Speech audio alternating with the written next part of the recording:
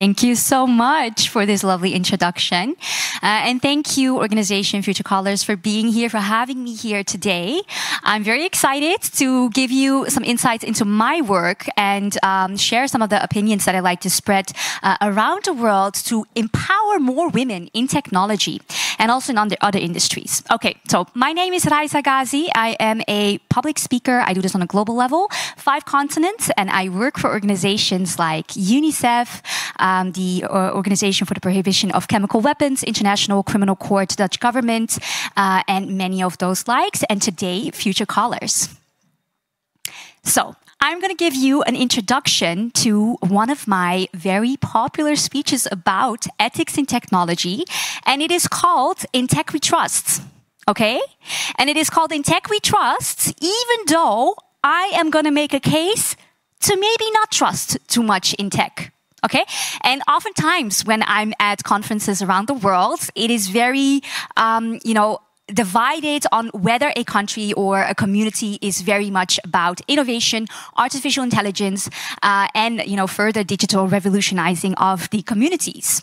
And that has a lot to do with the culture and history of a country. Okay, and so that's something I would like to touch upon. The way we look at tech is strongly influenced by the culture of a country. But I want to say one thing. One thing that is a common denominator, doesn't matter in which country we are in, is that women really should be part, a huge part, a significant part of the future of technology. So I'm going to make that case for you, and behind me I'll have some slides. So hopefully you'll be able to see them too. So let's go. See if the clicker works. Okay, so my little introduction, I think I've done it already, but you can look me up on LinkedIn, connect with me. I'd love to hear from you also what your thoughts are on my speech. And if you have any questions, you're always free to reach out. All right. Some of the self-promotion. Right, so in tech we trust, what does that mean? In tech we trust is something that is almost a joke when you look at the way we have been treating ethics in technology in the past decades. Okay? When we say in tech we trust, we're actually saying that over the past decades, we didn't know enough about technology to say in tech we trust, but we still trusted in tech. Right? If you look at Stanford, the heart of Silicon Valley, ethics in technology only became a subject that was important a few years ago. While we were already dealing with significant harm of technology, only by then we started talking about the harmful effects and the dangers of technology at times, right? And so this is something that I think a lot of people aren't really aware of, that ethics in technology is a very new topic. Yeah. Nowadays, we hear more and more about it. We hear from governments that they have more legislation, more organizations are focusing on ethical technology, but a little bit too late. Okay? A little bit too late. And so when I do these speeches on ethics in technology, usually conferences will tell me, don't talk too much about these risks. People don't like to hear that. They don't want to hear the diversity, equity, and inclusion talk and how we need to solve all these issues in technology. Talk about trends, talk about opportunities. That's what people want to hear. And so I do that. Part of my speech will always talk about the trends you can anticipate on as a huge company, as a government. What can you do to make sure you're ahead of the crowd, right? And then I will present some statistics about, we'll have more legislation around technology. We'll have more AI and VRs in education. We might even have robots serving us in restaurants. Technology is going to take over in the 5th Industrial Revolution, and it is happening now, okay? So many opportunities. But then I also bring them to the dark side. I'll give them a little sneak preview of what can go wrong if you're not the organization that has anticipated harmful technology. And then usually the companies, the big companies, the decision makers, the influential people, they start listening, right? Because I tell them, do you want to be on the front page of the papers?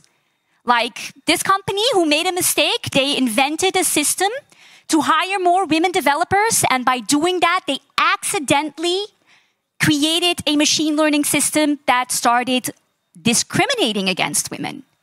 Yeah, or do you want to be the company that developed facial recognition, didn't do the best job, and ended up helping governments incarcerate people who were not supposed to be incarcerated? Those are the big harms and risks you take as a company who is developing technology but not doing it in an ethical way, right? We talk about more AI, more VRs in education, but we don't talk about how women, for example, have trouble using these glasses that are made to help them study more. Are we widening the gap between men and women by using technology? Sometimes we are, right? Sometimes we are. And so then I say to the crowd, like, I want to help you. I want to make sure you're not going to be part of this huge scandal with your organization. That's my job. And I want to make sure I help you and I give you all the tools and techniques to do that. Okay, and so I tell them then, let me just present some solutions to you to make sure you're going to be ahead of the crowd. You're going to seize the opportunities, but not make those huge mistakes. That's what I want for you. Okay? And then everyone is like, ready to hear it. They're like, tell me everything. So I can be that organization that seizes opportunities without becoming a scandal. And so I present some ways of, protecting yourself. But I do it in a very calculated way. I mean, I am a speaker on strategies after all. So what I do is I start off with a few expensive solutions. Nobody likes expensive solutions, not in that level, not in those organizations. So I tell them, what you can do. Another thing you can do is you can hire a chief ethical officer. And, this person is going to evaluate all the processes. And you can make sure that you do produce ethical technology. It's going to cost you a lot of money, but you'll have someone who oversees all the procedures, make sure your company is not going to be harmful. Okay, that's one option. Another option that I want to share with you, guidelines, quality standards, ISO, they have those nowadays. You can review every policy in your organization and make sure that it's not going to be harmful harmful technology. That's what you can do. It's going to cost you a lot of time and bureaucracy, but you can do it. That's going to be a solution. You'll make sure everything in your organization is reviewed. Okay? That's an option. And then I ask them the question, who here would like a solution that is readily available at our hands? In fact, the solution is already in your organization and in your society. You don't have to pay extra. You'll just pay what you usually pay, but you'll still have a solution. And I tell them, raise your hands if you would like to find a way to make sure your technology is going to be more ethical. It's going to be more community-driven. And it's going to be less harmful. Yeah, you're going to take less risks. Who wants that? And then usually, everybody's like, I want it. Give it to me. I mean, it's a solution that's not going to cost me so much money. It's something we already have, and all the benefits are amazing. It sounds amazing. And I tell them, well, guess what? That's women in technology. That's what women in technology will bring you, right? Meanwhile, everybody's looking for solutions everywhere, but the women in technology, these are proven characteristics of them, something they've been criticized for even for decades. Women don't take enough risks.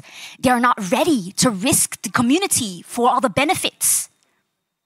Those are the benefits that women bring nowadays that we need more than ever.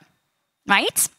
Okay, but it's not that easy. I mean, I could tell you this is an easy solution. Usually the speech ends here. I walk off the stage. Everyone is like, oh my God, I didn't see it coming. But one thing they do know is that they do want more women in technology because, quite obviously, we had the solution all along, but we just didn't always appreciate it. Okay, and that brings me to my next part, right? Because I can provide a solution like that, but I also want to provide something concrete to actually make this a reality. Because having women in an organization and expecting them to thrive is actually very naive. Okay, so what I do is I also bring in another program that I run, which is called the Women's Leadership Strategy. And this program is aiming at helping women reach top positions, right? Because we don't live in a world where women are actually getting those opportunities enough. So what is holding them back, you might wonder? In one way, we have the biases that are holding women back. It's society, it's an external problem. But on the other side, we also have decades of exclusion, centuries of exclusion that have affected the way women develop leadership. And that's something that we women also, need to take control of. That's a reality. I mean, for me to just say, oh, everybody else around women needs to change, but women not, that would be not the full story. The full story is that women in technology and women everywhere need to work on skills they typically underdevelop, which are critical for good leadership. One of the most important skills is the act of developing strategic perspective, right? And so my program, Women's Leadership Strategy, has as a foundation how to strategize best. Because it turns out this is one of the biggest barriers between women and C-level. Yeah, not strategizing enough. Research after research after research will tell you this is a huge factor in holding women back. Why is this problematic? Because some of the biggest management gurus in the world will say 80% of your success is having a strategy. So to all the women watching, everybody watching here, make sure if you take anything away from this session, strategizing is going to be a huge factor in you growing to the top in technology. Yeah? But it's not just yet. Not just that.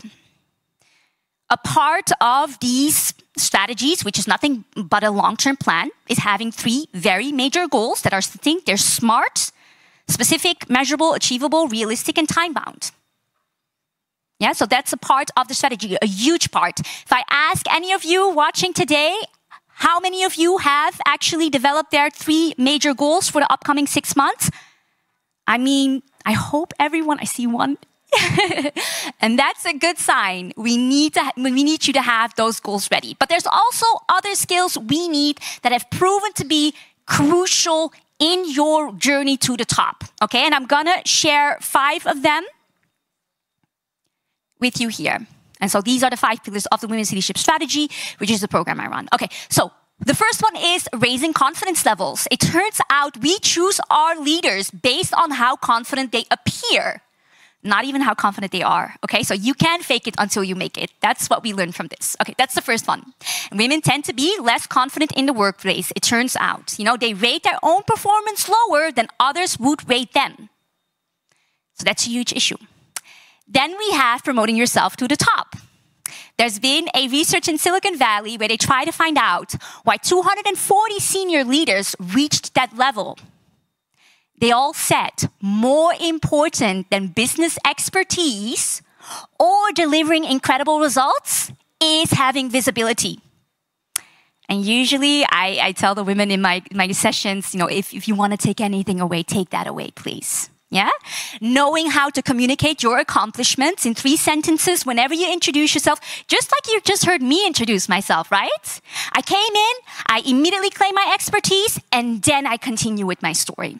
And that's what I want all women to do, right? Okay, so promoting yourself to the top. Then third, we have building an influential network. 85% of all jobs are found in a warm network. Why is this tougher for women? Because women have 5 hours less per week to spend on themselves. They don't have the time for those extra trainings, reading books, or going to networking events. They don't have that. But it's crucial if you want to grow to the top. Yeah? Then we have number 4, demonstrating leadership. Leaders are chosen based on style and charisma. Something most women don't like to focus on. They'll tell me, well, I want to be judged for my work. And if that's not how it's going to be, then I don't want it. And then I tell them, well, if you want to rise to the top in this world, you got to play the game. If you want to change the world while you are at the top, please be my guest, because I'm tired of this as well. But still, we are dealing with what we're dealing with right now, and that is that the world is slightly superficial, right? So we have to take that into account. And then finally, we have negotiating the value you deserve, which means asking for the money you actually deserve to earn, right? And this is something most women find hard. 20% of all women worldwide has never negotiated. And when women compare negotiating with going to the dentist, men compare it to winning a ball game. So the gap also widens, right? We have a gender pay gap. Why? This is one of the reasons. So these are 5 skills that will help women in the workplace build to the next level. Yeah. One of the assignments I like to share to promote yourself, start promoting yourself, is, for example, making a timeline of all your achievements. It's an easy way. That's my speech for you today. If I can give you anything from this session, it is go home, write down your 3 major goals, okay? And then try to look at all these different skills that I mentioned and think about how you can utilize them to achieve your goals. My name is Raisa Ghazi. Please connect with me online, and I look forward to meeting you again in the future.